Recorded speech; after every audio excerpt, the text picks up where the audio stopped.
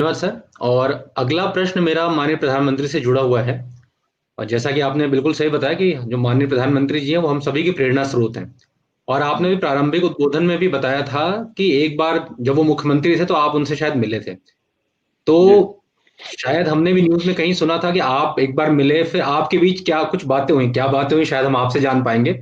और उसके बाद आप काफ़ी प्रभावित हुए और फिर उसके बाद आपने ये निर्णय लिया, शायद प्रधानमंत्री जी से आपकी कुछ बात हुई, उन्होंने कुछ बोला आपको और उसके बाद आपने निर्णय लिया, फिर आपने पार्टी जॉइन करी। तो इसके बारे में हम जानना चाहेंगे स्वयं आपसे कि वो क्या बातें थी, अगर आप बता सकें तो?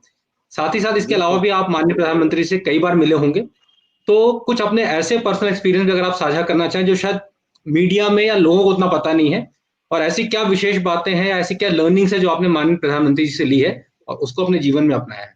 माननीय सांसद जी। देखिए, आदरणीय प्रधानमंत्री जी का जो एक पर्सनालिटी है, शायद वो करोड़ों करोड़ों लोगों के लिए रोल मॉडल तो है ही है, लेकिन उसको रेप्लिकेट करना शायद नामुमकिन है।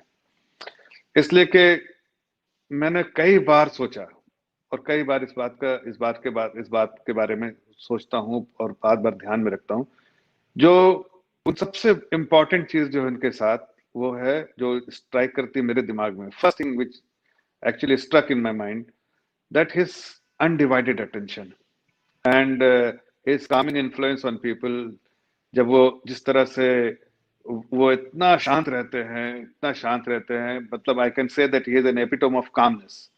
वो कह सकता हूँ मैं उनके बारे में कि वो जब मुझे पहली बार ऐसा विश्वास ही नहीं हुआ कि मैं एक मुख्यमंत्री से बात कर रहा हूँ और वो आधा घंटा तक एक साधारण बैंकर को इस तरह से सुन रहे हैं जैसे उन्होंने मैंने मतलब उनसे कहा है कि आप मुझे सुनिए। इस तरह का कामनेस जो है that's what he demonstrated and I'm sure that is something which appeals to everyone। और मुझे लगता है कि उनमें सबसे बड़ी खूबी वो लोगों को सुनते हैं। उनको सुनने का की जितनी क्षमता है, शायद मैंने अपनी जिंदगी में किसी को नहीं देखा। मैं इतने दुनिया ट्रैवल किया हूँ, हजारों करोड़ लोगों से मिला हूँ अपने जॉब में और भी।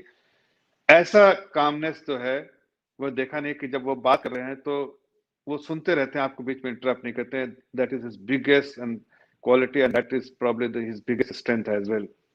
हम लोग सभी जानते हैं कि हमारे प्रधानमंत्री बहुत आर्टिकुलेट हैं और इवन हम तो पार्टी के वर्कर हैं, कार्यकर्ता हैं, साधारण कार्यकर्ता। लेकिन अगर आप अपोजिशन के बड़े से बड़े लीडर से पूछे तो उनकी एक बात कहेंगे कि भाई प्रधानमंत्री जो है, हमारे प्रधानमंत्री की ओरेटरी स्किल जो है वो बेस्ट है। लोग उनको सुनना पसंद करते हैं, चाहे वो अपोजिशन में बैठे हो, ये सुनना जरूर पसंद करते हैं। इसलिए अपोजिशन में आप देखिएगा, अपोजिशन के डिमांड करते हैं भाई हमको प्रधानमंत्री जी को सुनना है।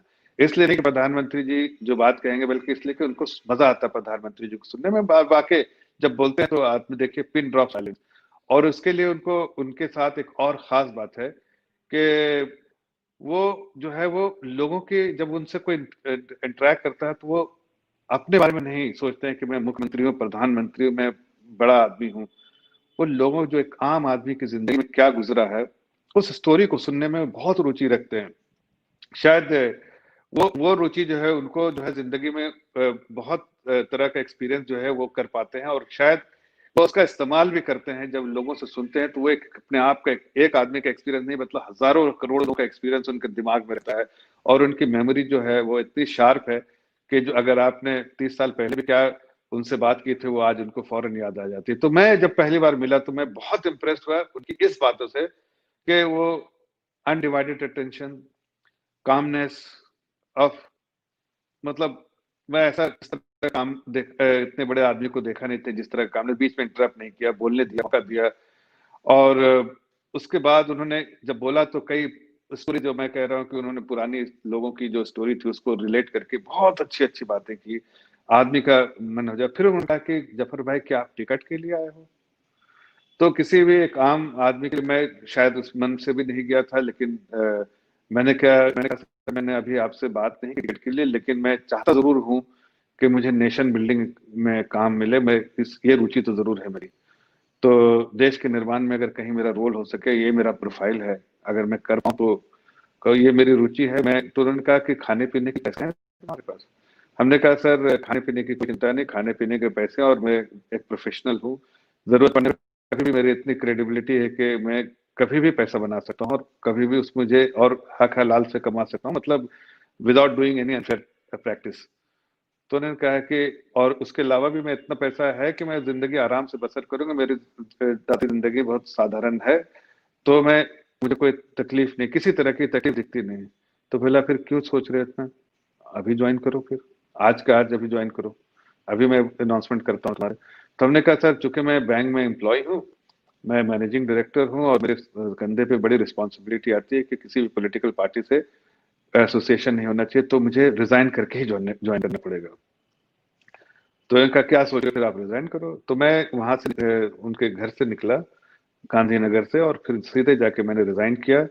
और रिजाइन करने के बाद हमारी पॉलिटिकल गाड़ी जो है वहां से एक नई जिंदगी शुरू हुई।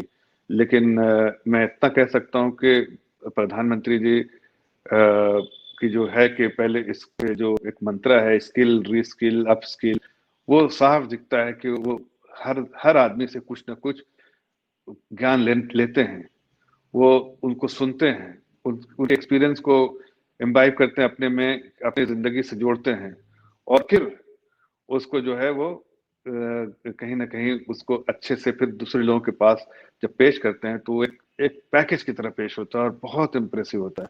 उन्होंने मुझे कई बार, मेरा सौभाग्य है और उनका बड़कपन, मेरे सौभाग्य के साथ साथ उनका बड़कपन है कि मुझे उन्होंने कई बार मौका दिया है मिलने का, और मैं कई बार जब से वो प्रधानमंत्री बने कई बार मुझे मौका मिला है मिलने का, और उनसे विस्तार से बात करने का भी मौका मिला है। और मैं इसके लिए आभारी हूं उनका, इसलिए कि मेरे जैसे एक साधारण इंसान को अगर वो समय देते हैं तो ये मैं, उनका बड़कपन है, मेरे सौभाग्य से भी ज्यादा उनका बड़कपन है कि वो मुझे समय उन्होंने दिया है। लेकिन मैंने कभी भी समय को जाया करते हुए ना करते हुए उनसे काम की बातें की, और वो काम की ही बातें पसंद करते हैं कि प्रोडक्टिव बातें हों। और वो अभी भी कई बार ऐसा हुआ कि मैंने उनके ऑफिसर से पूछा या ओएसडी से पूछा कि मुझे कितने मिनट का समय है, तो कभी मुझे बोला गया कि मुझे 8 मिनट का है, तो कभी 12 मिनट का है, ऐसे कुछ। लेकिन मैं कई बार ऐसा होता है मैं 40-40 50-50 मिनट हमारी चर्चा होती है, और वो भी समय कैसे जाता है पता नहीं चलता है, और वो सारी बातें जो है प्रोडक्टिव तौर पे बातें होती है, और वो बहुत सुनते हैं, उनके में सुनने की बड़ी क्षमता है। और शायद उनकी सबसे बड़ी स्ट्रेंथ है कि वो उसको सुनना पसंद करते हैं लोगों के साथ, और उसको भी वो ध्यान रखते हैं भाई आदमी जो क्या दिमाग में लेके आया है उसको सुनना पसंद करते हैं। तो ये अपने आप में बहुत बड़ी बात है, और मैं आभारी हूँ प्रधानमंत्री जी का, उन्होंने कई बार मौका दिया। और उनमें जो एक खास बात जो है देखी है कि वो छोटा बड़ा नहीं मानते हैं, बल्कि वो जानना चाहते हैं, और हर छोटी छोटी, he is a man of details, उन हर छोटी छोटी चीज के बारे में जानकारी रखना चाहते हैं ताकि उस चीज को वो समझ सके। मैं एक छोटा सा एग्जांपल देते हूँ, जब मैं मिलने गया उनसे, उससे पहले बड़ी कंपनी के कुछ बड़े बड़े बाहर के लोग आए थे, इंटरनेशनल कंपनी के, हिंदुस्तान के बारे में कुछ बताने। लेकिन उस कंपनी का जो उसमें एक हिंदुस्तानी छोटा यंग ऑफिसर था, जो मेरे ख्याल से पूरा वो जो सारी चीजें जो वही बना रहा था। तो ऐसे में जब उसने प्रेजेंटेशन हो गया, प्रेजेंटेशन के बाद सब कुछ हो गया, तो उन्होंने बोला कि भाई ये बाहर आ गए सारे लोग। तो उन्होंने फिर बुलाया अपने एक ऐसे स्टाफ को कि भाई ये जरा इसको लेके आओ, ये कौन आदमी था यंग वो बच्चा जो प्रेजेंटेशन दे रहा था, वो कौन बंदा था। तो उसका जैसे हम लोग बाहर से निकले तो उसे उसको फोन आ गया कि आपको साहब बुला रहे हैं। मैं बाहर ही बैठा था, बच्चा तो मेरे साथ पहले बैठा था, यंग ऑफिसर बहुत ही था, लेकिन फिर भी उसको बुलाया तो सारे बड़े बड़े जितने लोग थे वो देखने लगे कि भाई इनको क्यों अंदर बुलाया प्राइम मिनिस्टर ने, अभी तो हमारी पूरी मीटिंग हो गई है। तो वो भी थोड़ा अचंबा था, और जाहिर है सब हम अभी अचंबा थे, लेकिन उनके स्टाफ को अचंबा नहीं थे। उन्होंने मुस्कुराते बोला कि साहब अंदर बैठे।